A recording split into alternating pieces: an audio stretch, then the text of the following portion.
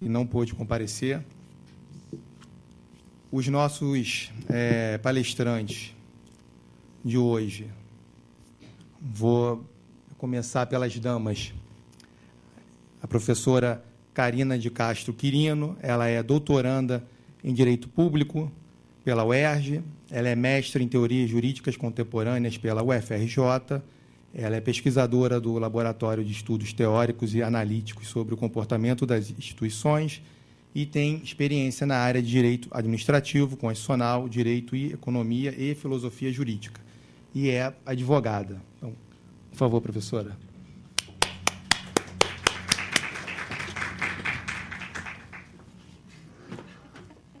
Obrigada.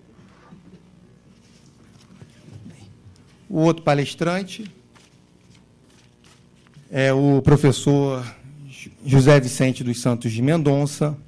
Ele é graduado pela UERJ, ele é mestre pela UERJ, ele é mestre pela Universidade de Harvard, é doutor em Direito Público também pela UERJ, tem experiências na área de Direito Público, com ênfase em Constitucional e Direito Administrativo, é procurador do Estado e é advogado. Por favor, professor.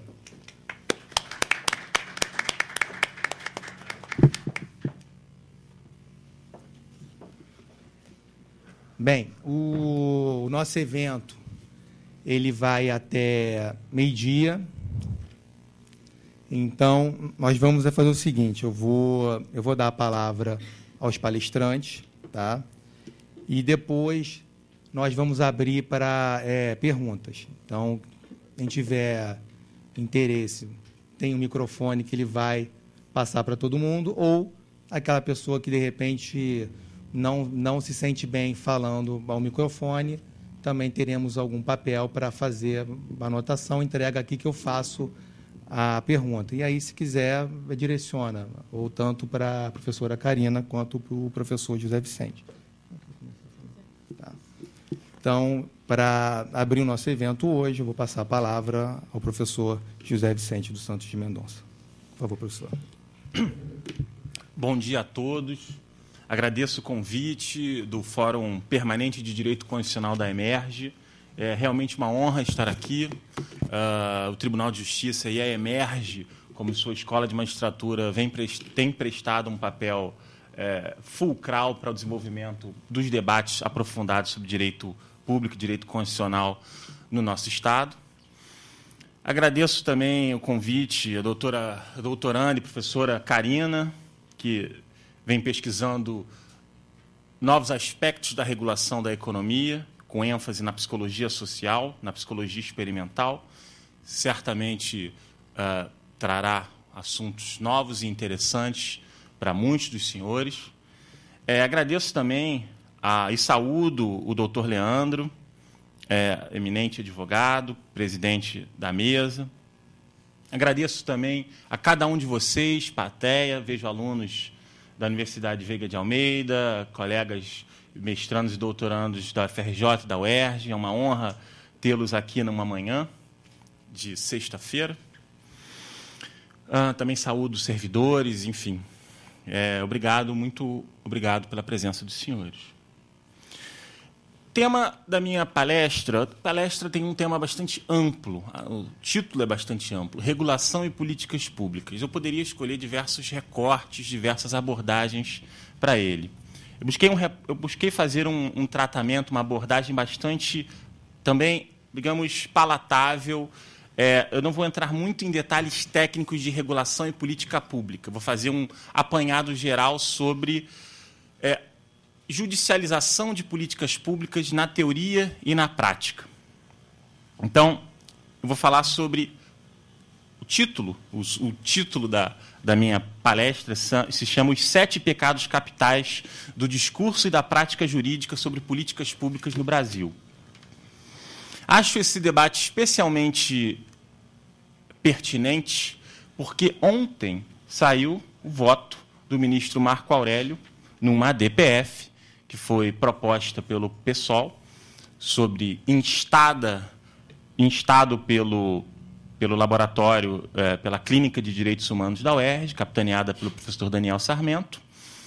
A DPF é essa que busca influenciar as condições dos nossos presídios brasileiros. Então, essa DPF ela faz uma série de pedidos, ela identifica uma situação de bloqueio institucional. As forças políticas elas não têm incentivos para melhorar os presídios, as condições dos presídios brasileiros, e, diante dessa inércia institucional, desse bloqueio institucional, os políticos, a representatividade popular não tem incentivos para tratar de político, de preso, porque não é um tema que dê voto, que traga, enfim, que eleja ninguém. Ela propõe uma série de medidas, como, por exemplo, o não contingenciamento de verbas para a política prisional, uma série de pedidos, e o ministro Marco Aurélio, no primeiro voto, já deferiu basicamente tudo que foi pedido, salvo um ponto específico, mas a ADPF foi suspensa, ainda só tem o primeiro voto, mas já é um voto bastante interessante.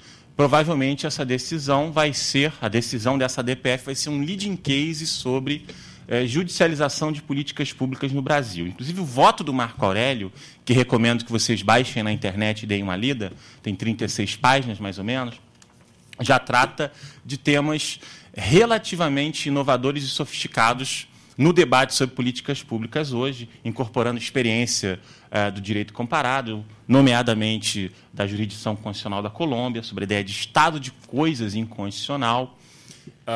Enfim, é um voto bastante interessante e creio que vai ser um leading case, a decisão, mas já o voto prenuncia que esse caso vai ser um leading case sobre políticas públicas no Brasil, a ADPF dos presídios brasileiros. Então, acho que essa palestra ela é pertinente, enfim, no dia posterior a esse voto. Então, primeira recomendação bibliográfica, deem uma lida no voto do Marco Aurélio, procurem na internet. Segunda recomendação bibliográfica, antes de apresentar propriamente o roteiro da minha palestra, mas que tem a ver. Esse voto do Marco Aurélio incorpora, como razão central de decidir, o conceito de estado de coisas inconstitucional, que é um conceito, basicamente, da Corte Constitucional colombiana. E, sobre esse tema, existe uma tese de doutorado da UERJ, do professor Carlos Alexandre, hoje professor de Direito Financeiro da UERJ, um recém-concursado professor adjunto de Direito Financeiro da UERJ, e ele fez uma nota sobre esse tema no site j.info. Então, você procura Carlos Alexandre, j.info, estado de coisas inconstitucional, que você vai ver, você vai ter um apanhado, um panorama geral do que se trata esse tema, o estado de coisas inconstitucional. Faço, então, uma recomendação. Deem uma lida no voto do Marco Aurélio e deem uma lida nesse resumo da ideia que é do Carlos Alexandre, que está no site J. Esse é um tema da moda, digamos assim. Bom, então agora vamos para a palestra. O debate acadêmico sobre políticas públicas, na academia do direito, é hoje relativamente tradicional. Ele já deve ter mais de 20 anos no Brasil. Temos autores clássicos, obras clássicas, de uma multitude de autores que poderia citar. Eu acho que um dos nomes mais importantes no debate sobre políticas públicas e direito é a Maria Paula Dallari Bucci, né? Enfim, ela tem uma obra clássica, tem uma livre docência sobre esse tema, então talvez seja grande referência, ou um dos possíveis autores, mas talvez um dos autores mais citados. Mas existe uma série de outros autores no Brasil, já é um tema que tem bastante milhagem na academia do direito. Tem uma série de programas de pós-graduação que se dedicam especificamente a debater a interface entre direito e políticas públicas. Tem na UERJ, nos anos 90, muito se discutia, até o início do ano 2000, discutia-se judicialização de direitos sociais, que tem a ver com política pública. A UNB tem uma atuação marcante nessa área. A USP, capitaneado pela professora Maria Paula, mas também a série de outros autores. No Sul, nós temos até o que alguns chamam de Escola dos Direitos Fundamentais do Sul, e isso tudo tem a ver com judicialização de políticas públicas, capitaneada aí pelo Ingo Sarlet.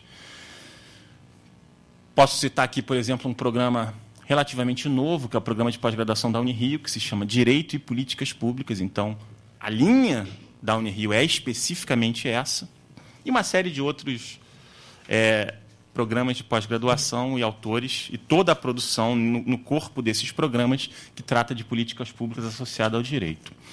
O debate na academia, que já é tradicional e que tem expressiva produção numa série de universidades e programas de pós-graduação, ele se concentra basicamente em 3 temas.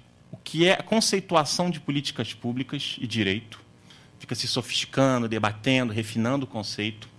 No papel do judiciário vis-à-vis implementação de políticas públicas e em alguns estudos de caso. Faz-se muito estudo de caso. Nos últimos tempos, faz-se bastante estudo de caso sobre o papel do judiciário em relação à implementação de políticas públicas. E você faz um recorte temático. Saúde aqui, aqui e ali. Inclusive, 13h eu vou participar de uma qualificação na Veiga, sou professor da UERJ e da Veiga, de mestrado em ambas as instituições. Sobre um estudo de caso sobre direito à saúde no Rio de Janeiro, tem um recorte temático nos últimos 5 anos, em relação a certas prestações. Então, hoje em dia, você faz muito isso. Ainda se discute um pouco o conceito, se discute o papel do judiciário e, em especial, faz-se estudos de caso, com certos recortes temáticos e temporais, alguns assuntos, algumas prestações positivas em certo tempo. Nos últimos anos, na academia, vê-se também uma influência cada vez maior do direito comparado. Nos últimos 10 anos, talvez, o debate sobre direito e políticas públicas vem se abrindo à influência da academia internacional. E não apenas, isso que eu acho interessante, da academia europeia e americana, que são tradicionalmente influentes no nosso debate de direito público. Nos Estados Unidos temos referência do Dworkin, Ackerman, tantos outros, e da Europa, influência no debate sobre direitos fundamentais, Alexi, toda a escola do Alexi, enfim.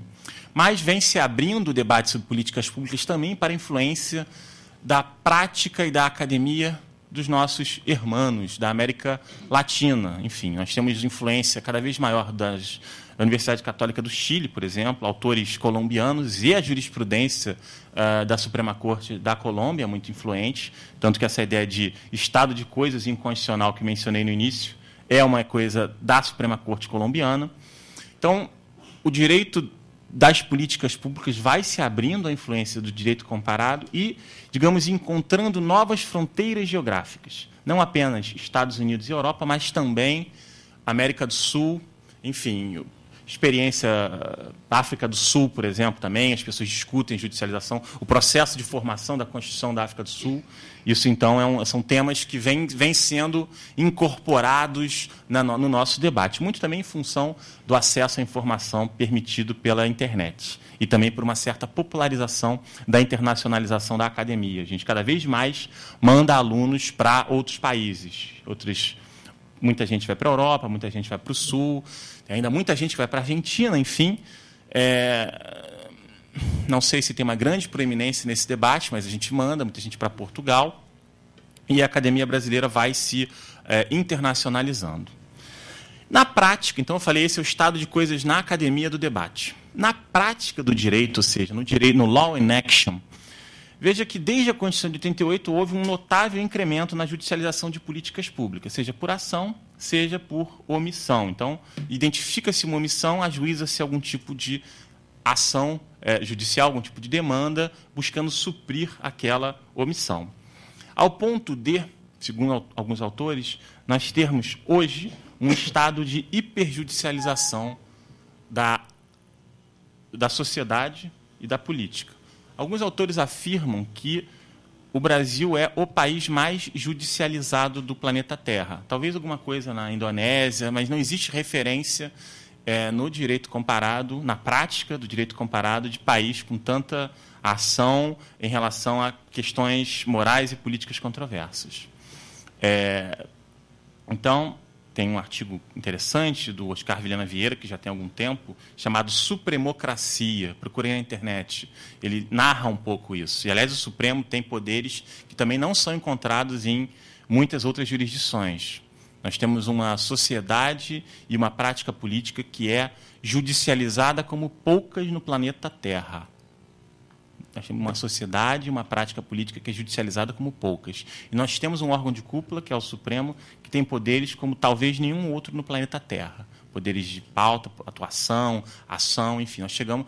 Isso tem consequências e positivas e negativas. Mas a nossa realidade é uma realidade que não se replica necessariamente em outros países. Existem coisas que chegam perto, mas assim, a gente está... Não sei se a gente é campeão, mas talvez um dos campeões. A gente está no tercio superior em relação à judicialização da política e judicialização das relações sociais.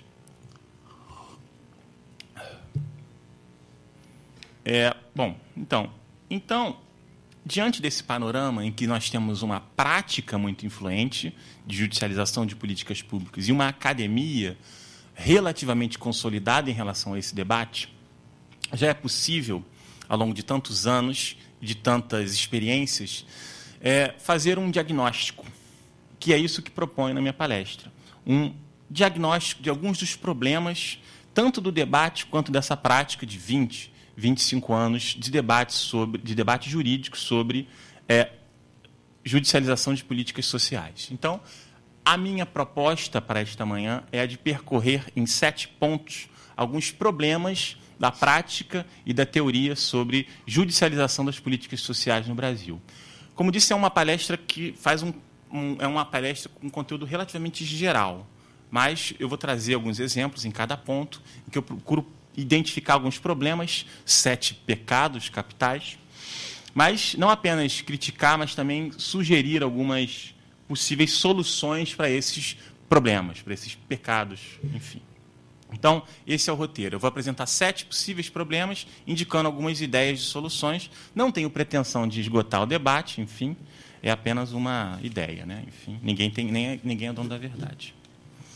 Bom, o primeiro problema que eu identifico, não só eu, uma série de outros autores, é o problema do irrealismo na representação dos poderes.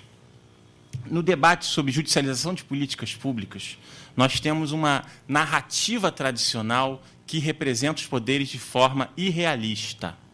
Nós temos o judiciário é costumeiramente superrepresentado. O juiz e o juiz constitucional em especial, um herói civilizador. E existe uma subrepresentação do executivo e do legislativo.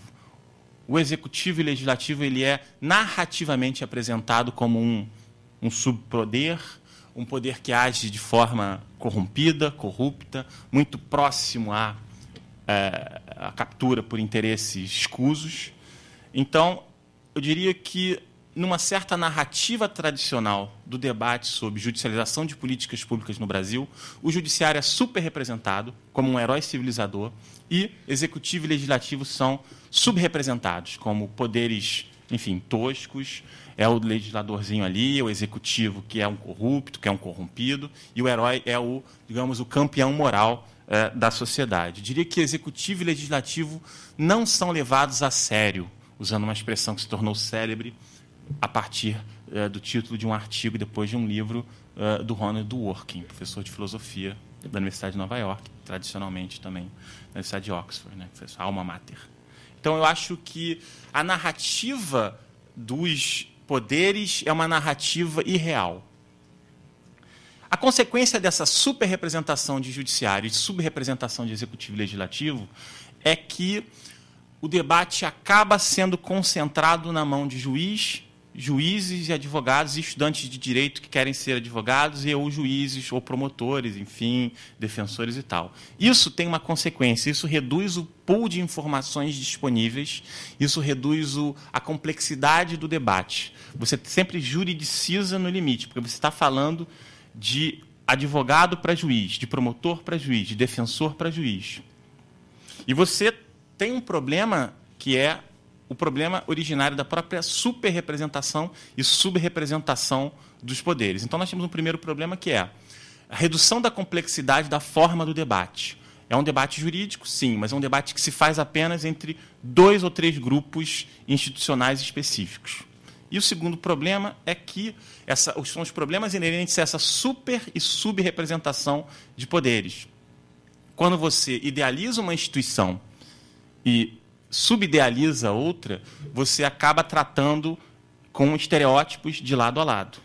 Nem executivo e legislativo são poderes toscos e nem o judiciário é composto de heróis civilizadores. São instituições complexas, são instituições humanas e daí complexas, e que atuam segundo padrões de incentivos diferentes.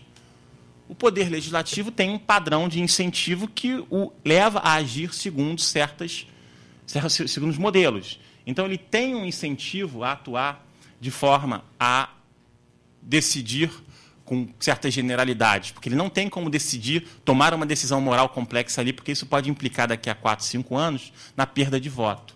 O legislador não teve coragem. Ele não tem coragem porque ele não teria como ter coragem. E o judiciário tem uma certa pretensão de imparcialidade que o leva a decidir daquela forma. Mas isso não torna o judiciário um campeão moral e não torna o legislativo um pária. Enfim, são formas e funcionamentos distintos.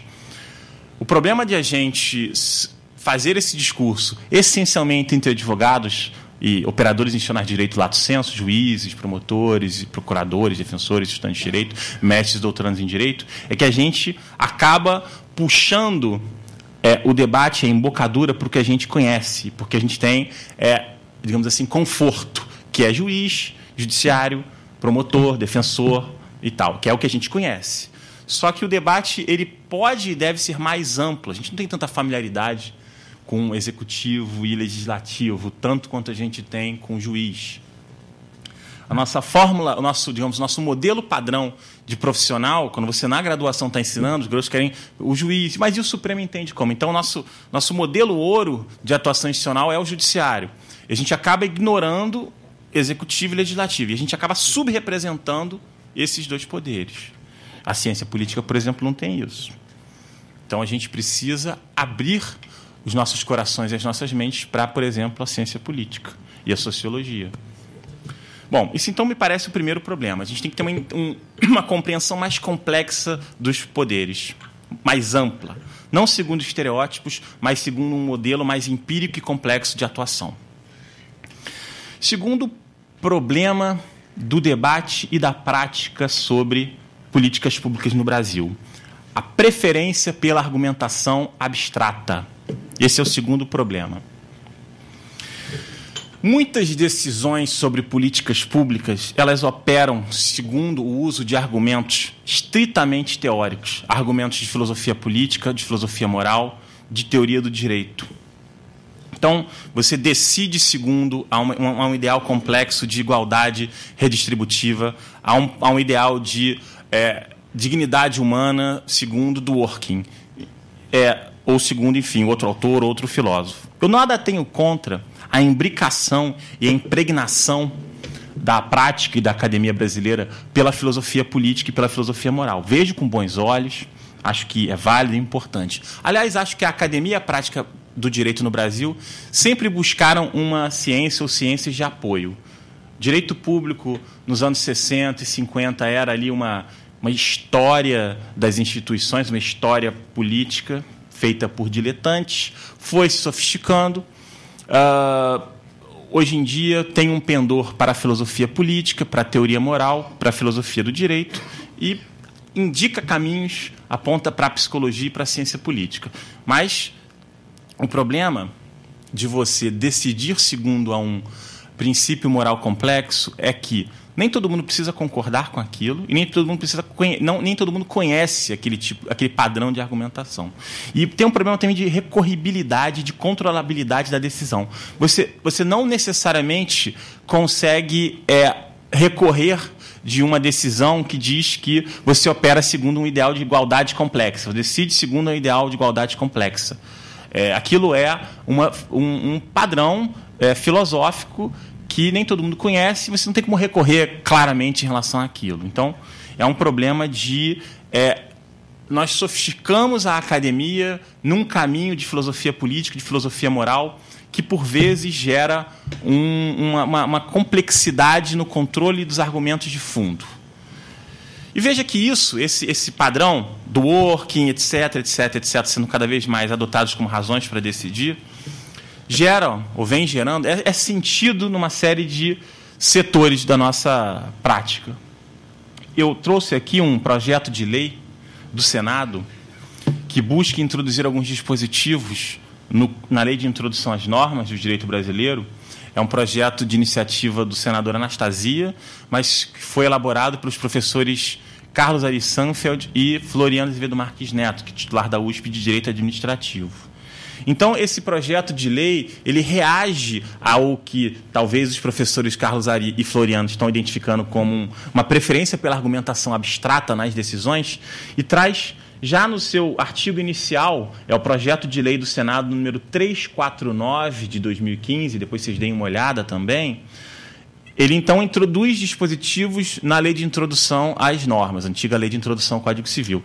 E já no artigo inicial desse projeto de lei, ele fala o seguinte: nas esferas administrativa, controladora e judicial, não se decidirá com base em valores jurídicos abstratos, sem medir as consequências práticas da decisão.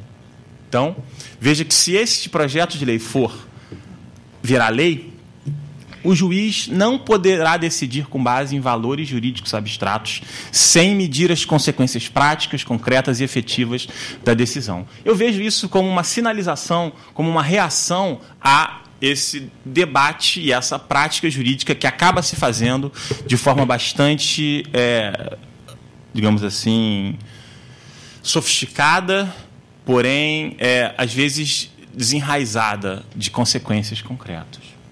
Você pode até me perguntar, você pode até levantar legitimamente a seguinte questão: mas o juiz consegue analisar concretamente quais as consequências? Qual é o padrão metodológico para se analisar as consequências da decisão? Será que essa prognose judicial em relação à sua decisão, ela tem a metodologia, o ferramental adequado? Isso é uma outra conversa. Agora, o que esse projeto de lei está querendo dizer é o seguinte: esse curso do debate jurídico dos últimos 15, 20 anos, de decidir com base em padrões filosóficos abstratos, está se descolando um pouco da realidade. Enfim, o direito é ciência social aplicada.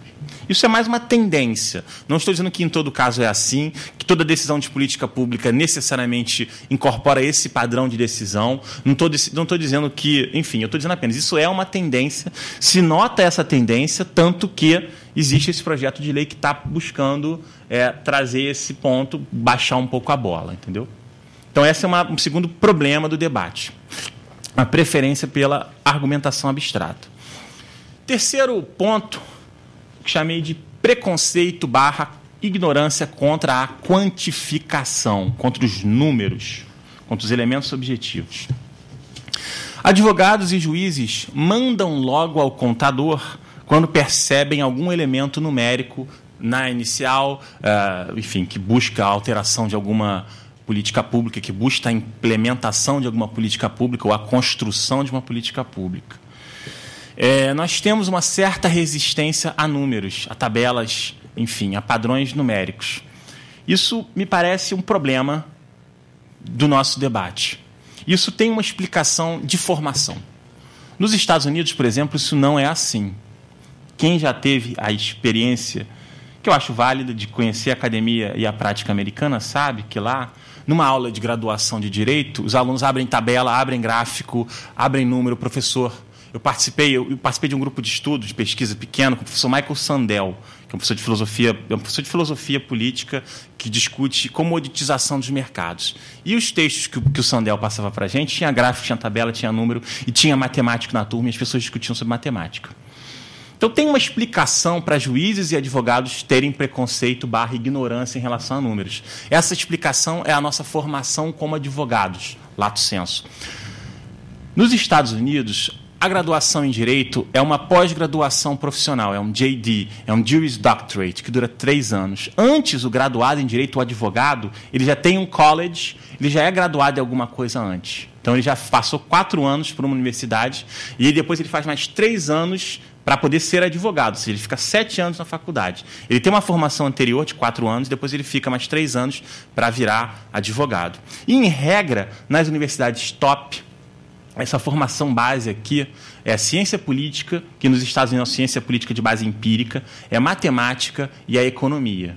Então, o pessoal, os graduandos em Direito, nos Estados Unidos, muitos deles, não necessariamente todos, é verdade, mas muitos deles, diria que 60% da turma, tem uma compreensão profunda de tabela, de gráfico, de matemática. Então, o professor pode jogar lá uma matemática, uma tabela, um gráfico, jogar uma estatística que ele absorve aquilo bem. Então, isso é uma questão. E nós não.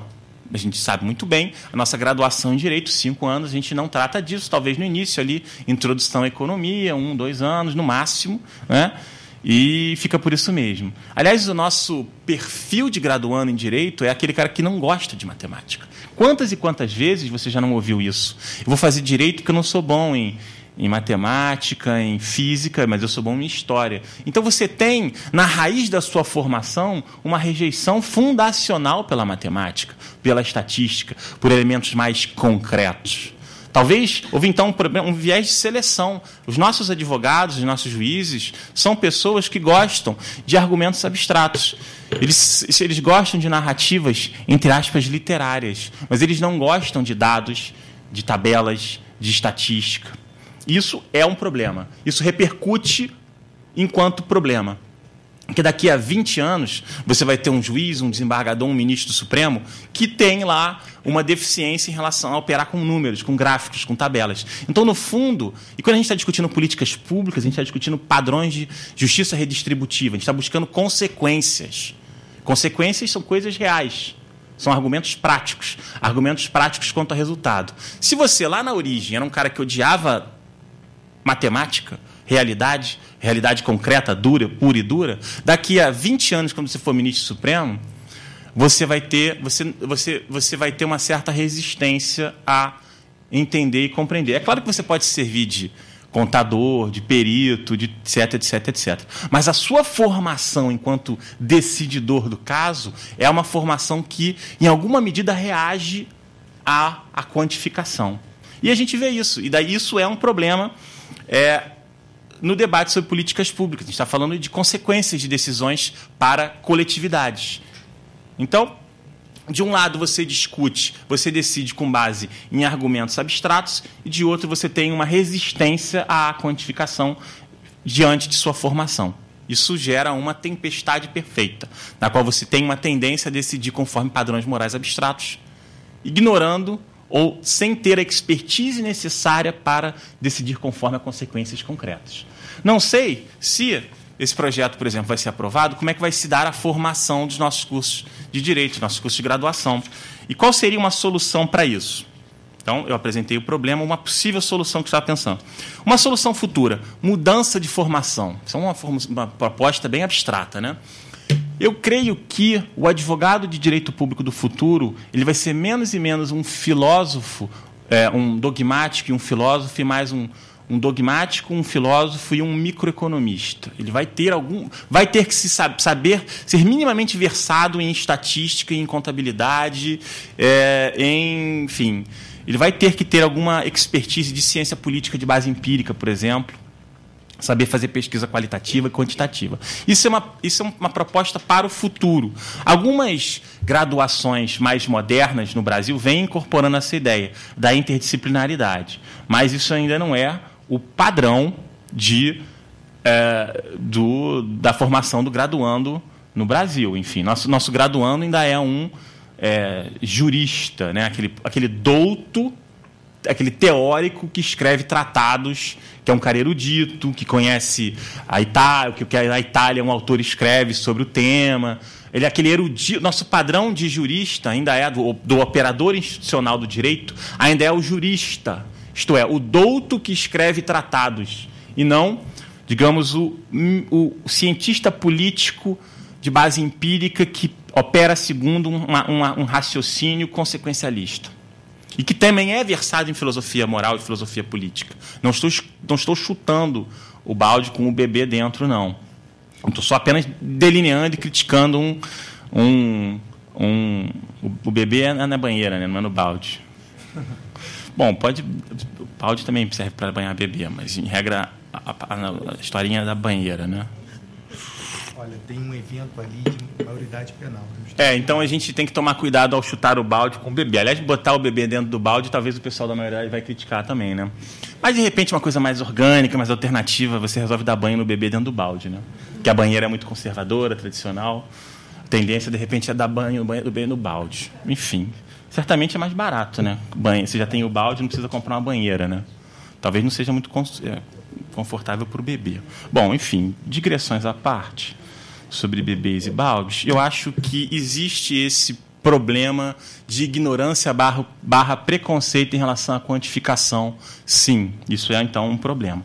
E aí a solução, uma mudança de formação futura do nosso graduando. A professora Karina estava me perguntando outro dia o que eu achava de fazer uma disciplina de crédito eletivo de microeconomia no IESP, que é um Instituto de Ciência Política e Sociologia da UERJ. Eu acho ótimo, acho que tem um aluno da minha turma de mestrado que está fazendo ciência política no IESP, acho que o Daniel faz alguma coisa ou fez. Eu acho que tem mesmo que buscar uma interdisciplinaridade de verdade. Muito além desse papo de, é muito legal a interdisciplinaridade. Porque se você pega a interdisciplinaridade como é feita ainda hoje no direito, é aquela coisa assim. Vamos pensar em direito econômico, que é a minha área, né? Porque economia é muito legal, o direito tem que se abrir a economia, e depois começa a operar uns argumentos dogmáticos lá. Porque Seabra Fagundes falou, porque não sei o que lá. O que exatamente tem de economia ali? Tem só uma coisa que os americanos chamam de lip service. Tipo, uma conversinha ali. É muito legal a economia. Então, agora vamos estudar direito, que fala só de coisas, autores, tratados, papelado, elogios. O direito gosta muito de elogiar, né? O douto fulano, colendo, tanto, colar. E você vai ver aquilo ali é um suco d'água. É uma coisa que se sustenta em si mesmo, uma coisa que roda sem tração. O direito, o autor, o fulano, o beltrano, o cicrano, e, enfim. E qual é a consequência daquilo? Do que exatamente a gente está falando quando a gente fala de equilíbrio econômico-financeiro de um contrato? É porque tem que guardar o equilíbrio. Mas o que é isso? Qual é exatamente o que isso significa? O autor, o manual tradicional, não fala disso, fala umas generalidades, enfim. Então, acho que se resolve isso com uma mudança de formação, mas isso é uma solução futura, e, no momento presente, com cada vez mais prestígio ao apoio técnico de contador, de economista, e uma certa abertura para o contraditório técnico.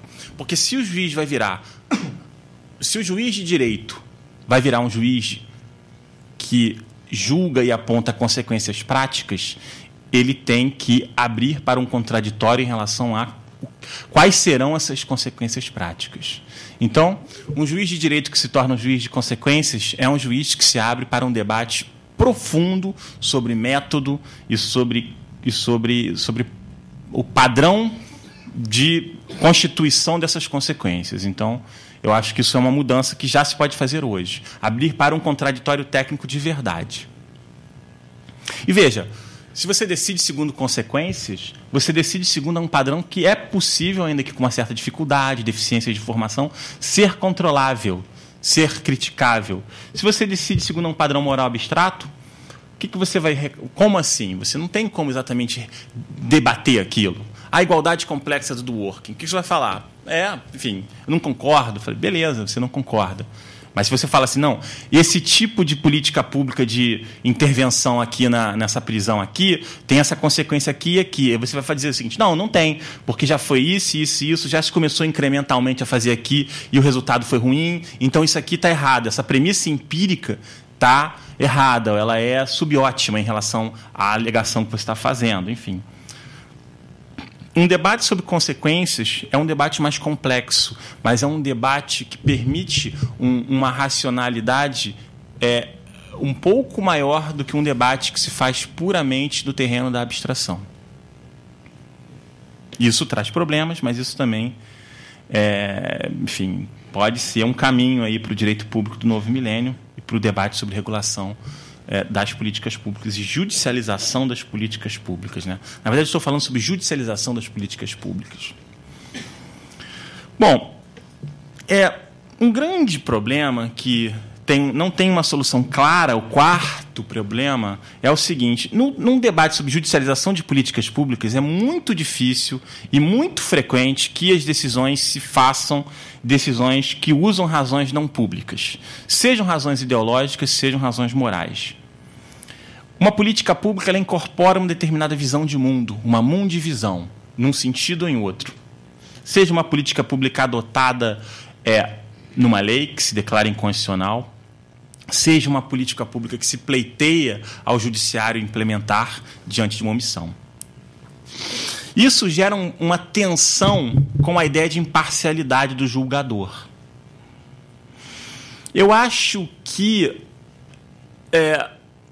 não é, de modo imediato, papel do judiciário declarar inconstitucionais leis que incorporam padrões morais que sejam contrários ao dele, julgador, juiz, desembargador. É claro que algum grau de influência ideológica sempre há. O juiz não é um ser descarnado, ele tem alma, enfim. Mas eu acho que se deve ressaltar a todo momento a ideia de pretensão de neutralidade moral e ideológica dos julgadores, especialmente diante de discussões sobre políticas públicas, que são discussões ideológicas e moralmente carregadas. É claro que existem decisões morais controversas que são incorporadas em leis que se pede declaração de inconstitucionalidade, que são decisões morais controversas, excludentes, excluem certa sociedade.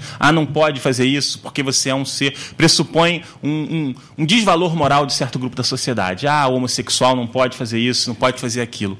Isso realmente tem que ser declarado inconstitucional à luz do princípio da isonomia e à luz de uma ideia de democracia inclusiva. Agora, decisões morais que são em si controversas, mas que não são excludentes em si mesmas, elas talvez não sejam as nossas posições, a minha opinião, a sua opinião, e mesmo a opinião do julgador, mas elas devem ser validadas, porque elas plasmam, elas têm a cara e a cor da democracia brasileira.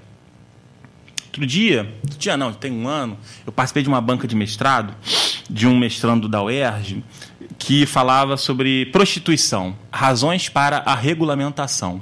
E nessa dissertação, o Márcio Senra, ele falava que em alguns países da Europa, nomeadamente na Alemanha, existe uma lei das prostitutas e tal, e algumas se cadastram lá e tal, poucas até, porque tem uma questão de privacidade, também elas não querem pagar tributo.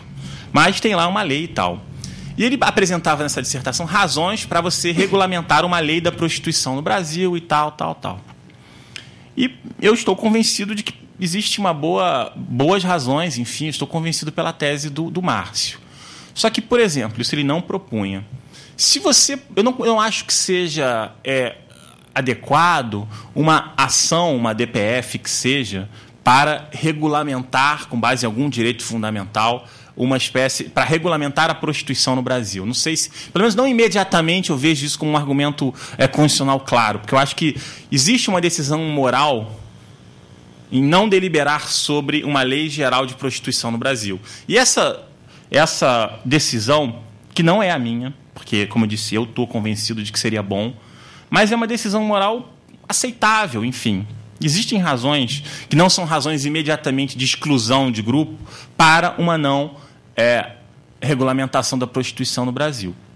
Uma coisa é não oferecer saúde, não oferecer previdência. Isso é uma coisa. Agora, regulamentar, cadastrar prostitutas pode ser uma decisão tomada, enfim, com base num desvalor que a sociedade tem em relação àquilo. E eu não sei se essa decisão moral controversa ela é imediatamente sindicável. O problema é assim, a gente não concorda com aquilo, mas uma coisa é você não concordar, outra coisa é você tornar a sua pauta moral pessoal obrigatória para toda a sociedade. Esse é o grande problema.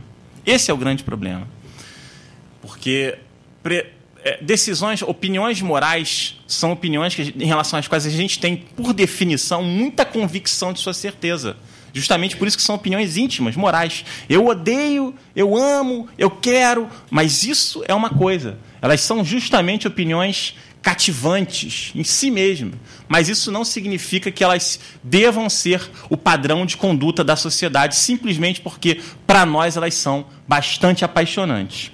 Lembro até de um caso, que é o caso Lochner versus Nova York, um caso clássico do direito constitucional, julgado em 1905, em que houve uma lei no estado de Nova York que estabelecia uma carga horária máxima para os padeiros nos Estados Unidos. E essa lei foi declarada inconstitucional por uma maioria da Suprema Corte americana com base numa violação à ideia de livre iniciativa. Só que a Suprema Corte americana ela interpretou livre iniciativa segundo uma ideia de livre iniciativa conforme a uma doutrina econômica de laissez-faire, uma doutrina econômica liberal. A doutrina econômica liberal não está plasmada no corpo da Constituição Econômica Brasileira, assim como a doutrina econômica, doutor Leandro, intervencionista.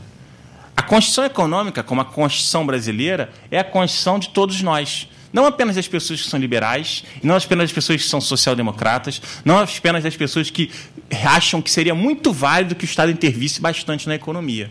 A Constituição é uma estratégia de agregação de diferentes. E nesse ponto, e justamente por isso, que ela se abre a diversas mundivisões. É uma Constituição de inclusão e não de exclusão e não de capturas estratégicas de grupos e grupos.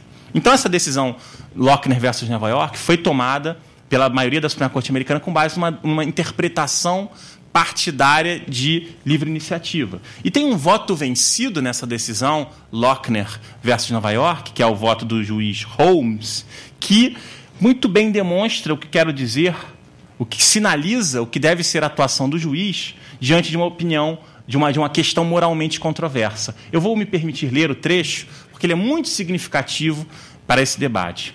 Holmes, num pequeno dissenso, tem literalmente uma página, diz o seguinte: uma Constituição não é construída com o propósito de incorporar uma específica teoria econômica, seja o paternalismo e a relação orgânica do cidadão com o Estado, seja o laissez-faire. Ela é feita para pessoas que possuem visões fundamentalmente diferentes. E o acidente de considerarmos algumas opiniões naturais e bastante familiares e outras novas e chocantes não deve ser suficiente para concluirmos sobre se as leis que as incorporem, estas opiniões, são contrárias à Constituição dos Estados Unidos. Então, assim, a legislação infraconstitucional, por vezes, toma decisões moralmente controversas. Salvo situações em que ela é excludente, isso é uma grande questão, que é a opinião moralmente controversa, que é excludente, mas uma opinião moralmente controversa em si, que não produz uma segregação e uma exclusão direta ou clara ou saliente, me parece que deve ser preservada à luz de uma ideia de pluralismo moral e ideológico da Constituição de 88. Ou seja, a Constituição é a Constituição de todos nós, e não a Constituição do Grupo A ou do Grupo B. Daí, então, ao apreciar uma lei que incorpore uma posição moral controversa, uma política pública, eu acho que existe esse cuidado para o juiz. E também ao se indicar uma omissão em relação a políticas públicas. Não se deixar influenciar pela sua mundivisão. Isso é muito comum, isso é muito difícil de se identificar. É um limite muito tênue, mas justamente por isso que deve ser buscado. Você deve, por exemplo, apresentar a sua minuta de decisão para um juiz que não concorde em nada com você, para que as pessoas moderem as suas opiniões, para identificar. Porque a gente se acostuma com a nossa opinião e com a nossa visão de mundo, né? Por isso que eu sou um grande fã da diversidade, por exemplo, nos ambientes de estudo universitários. Sou um fã, por exemplo, da lei de cotas, porque acho que incorpora uma mundivisão que a gente, de repente, se a gente não apresenta, se a gente não conhecer o outro, se a gente não trocar informação com o outro, a gente simplesmente naturaliza aquilo. Para mim, aquilo é muito natural, aquilo é o meu mundo. Só que você se choca quando vê o mundo do outro. Então, é nesse entrechoque, nessa diversidade de ideias que surge a moderação. Aliás, o Santin tem estudos empíricos que mostram que painéis de juízes que pensam de forma diferente se moderam entre si. E a ideia de moderação, desde Montesquieu, é uma virtude republicana por excelência, né? Então, acho que isso talvez seja uma dica prática. Assim. Ao tomar uma decisão, apresentar uma minuta de decisão sobre políticas públicas para uma pessoa, um juiz que não concorda em nada, que você sabe que parte de pressupostos ideológicos e morais bastante diversos dos seus, para que ela faça uma crítica de fundo. Enfim. 5. Já estamos aqui chegando ao fim. Não quero também ficar incluído. Acho que existe uma tradição do nosso debate, nossa prática de políticas públicas, que confunde políticas públicas com políticas praticadas pelo Estado. Nem toda política pública é política do Estado, é prestação do Estado. Existem políticas públicas que têm um toque do Estado, é claro, por isso que são públicas, mas que são políticas que não são imediatamente do Estado. Por exemplo, uma política de reforço à autorregulação de um certo setor, de credenciamento de atividades privadas, o reforço a um certo experimentalismo social, de repente deixar o Uber funcionar, é uma política pública de apoio à inovação, não sei, enfim...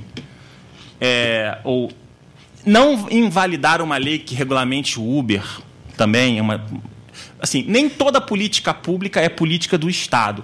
Costumeiramente o é. Mas, se a gente fala do Estado e pensando no Estado, juízes, promotores, ajuizações, a gente acaba ficando um pouco estatocêntrico demais. Um pouco, tem um viés posicional funcionando aí. É o Estado falando para o Estado, pensando no Estado. Mas a gente tem que, em certa medida, em certo ponto, pensar na sociedade, nas soluções autorregulatórias, nas soluções de credenciamento, de mercado reputacional, de experimentalismo social. É claro que o Estado pode, eventualmente, credenciar, validar, dar lá seu imprimatur, que seja. Mas não necessariamente política pública precisa ser política do Estado. Por vezes a gente fica preso a um falso dilema. É o Estado ou não é, mas, na verdade, pode ser a sociedade pelo Estado. Inclusive, posições menos interventivas, como as ideias de economia comportamental, que a doutora Karina certamente trará aqui para nós, podem ser soluções em que você tem o Estado devolvendo à sociedade um certo escopo de experiências, enfim, de experimentação, e que não são necessariamente uma intervenção lá mais direta e imediata. Então, eu acho que isso é um caminho, assim, pensar políticas públicas a partir da sociedade também. Porque existe como disse, um viés posicional que pensa, não é o Estado construir presídio, é o Estado escola pública, é o Estado medicamento, é o Estado. Eu não estou dizendo que não seja importante o Estado é essencial. A nossa democracia brasileira é radicalmente desigual. Enfim, porém, pensar também a partir da sociedade e empoderar soluções que são imediatamente sociais e não necessariamente que partam do Estado pode ser um caminho e pode ser abre um leque de possibilidades para uma decisão judicial sobre políticas públicas. Pensar políticas públicas não como políticas do Estado, mas como políticas da sociedade permeando pelo Estado, ou atravessando o Estado. E tem uma série de discussões. Agora, duas últimas críticas e sugestões. Então, a sugestão é se abrir a esse tipo de hibridação, pensar em soluções autorregulatórias, reforçar o experimentalismo social, se abrir a influxo, por exemplo, da economia comportamental, que a doutora Karina vai falar. Eu acho que isso é uma coisa legal. Assim. Agora, duas críticas mais técnicas em relação ao padrão de decisão judicial na seara das políticas públicas. Duas críticas que, na verdade, já estão sendo superadas por muitas decisões. E acho que essa decisão do Supremo ontem, que não é uma decisão, né, o voto do Marco Aurélio é sintomática nesse sentido, de que aponta que essas críticas já estão deixando de ser verdadeiras. Assim. Mas é claro que o negócio está muito no Supremo, alguns tribunais locais superam essas críticas, mas diria que o feijão com arroz ainda é um pouco objeto dessas críticas. Primeira crítica. Existe pouca ousadia na estrutura das decisões judiciais sobre políticas públicas. Por quê? Porque o padrão, digamos, clássico de decisão de política pública merece aquela crítica que eu já ouvi desde sempre nos seminários que participava na época de graduando. Chega um cara aqui e fala assim, não, porque olha só que absurdo, chegou o MP numa cidade do interior e propôs uma ação pedindo para construir 5 novos presídios. Que absurdo, é claro que não tem dinheiro para isso, que é uma loucura, que não tem como fazer isso, então eu indeferi. Tá, enfim, realmente, colocada a questão dessa forma, isso é um absurdo.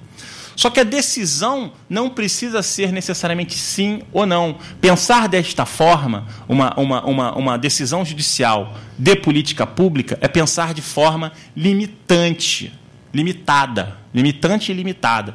Pode uma decisão judicial ser uma decisão que impõe condicionamentos, deveres alternativos, obrigações temporárias, obrigações temporalmente delimitadas. Pode não ser realmente construir 6 escolas, talvez como foi proposto ali na ação civil pública. Aliás, o Ministério Público também tem que incorporar essa ideia, né? De não pedir também coisa tão assim, é isso, é aquilo, mas propor condicionamentos, fixar e demonstrar objetivamente os esforços que estão sendo feitos em relação a isso.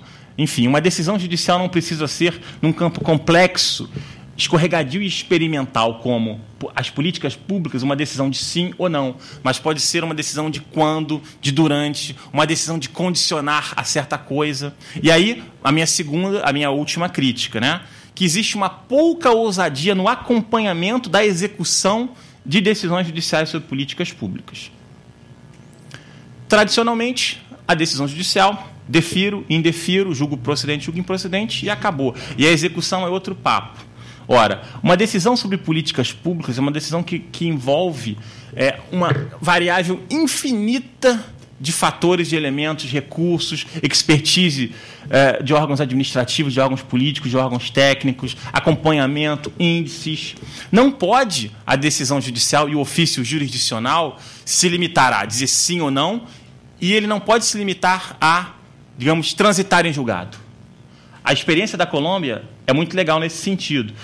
A ideia, então, é de você estabelecer um processo de execução contínuo que não se acaba, enfim. É um processo em que você tem a decisão judicial em relação a políticas públicas e que existe um acompanhamento contínuo da execução dessa decisão sobre políticas públicas. Ou seja, a decisão não transitaria em julgado.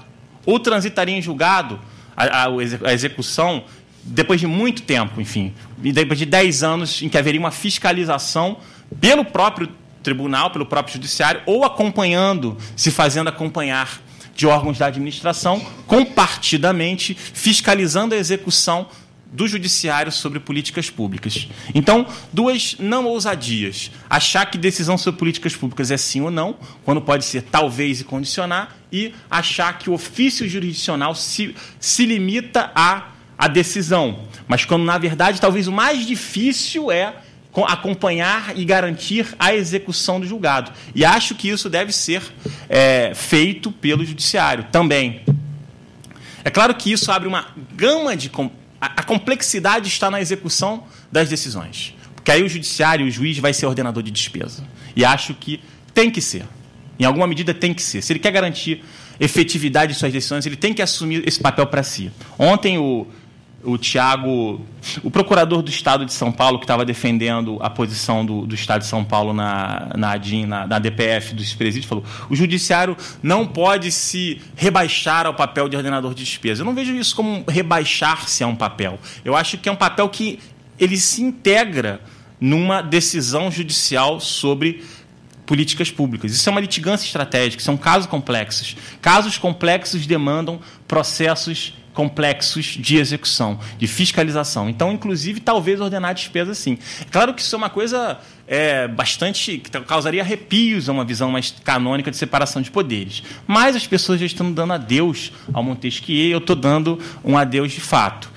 Eu estou botando a pá de cal lá no Montesquieu, né? No livro 1 e 2 do capítulo 11 do Espírito das Leis, que fala sobre separação de poderes. Separação de poderes sempre foi um modelo geral, um modelo abstrato. As experiências institucionais de diversos países vão concretizando de formas distintas, né? E, enfim, nada talvez impediria uma execução, uma fiscalização do executivo compartida com o judiciário em relação à execução de uma política pública complexa. É claro que isso vai carregar riscos para o judiciário, porque é muito mais confortável dizer sim ou não, e é muito mais confortável esperar o trânsito de julgado e limpar a mão. Porque se você vai ordenar despesas, se você vai fiscalizar a execução, você vai ser ordenador de despesas e você vai se submeter, inclusive, a controle do Tribunal de Contas. E acho que pode, deve, talvez não afete a independência judiciária. Ordena despesas e submete a controle. Se estiver errado, questiona, enfim. Mas acho que simplesmente lavar as mãos, acho que é uma postura insincera do judiciário.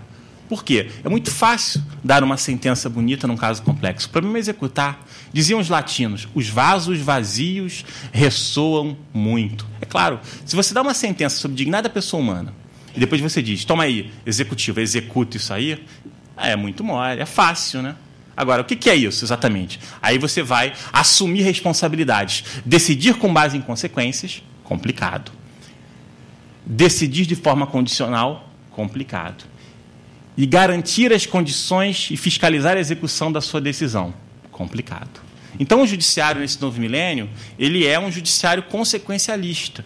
É um judiciário que decide sim, não só mais sim ou não, mas talvez, que fiscaliza a execução e que assume novas expertises.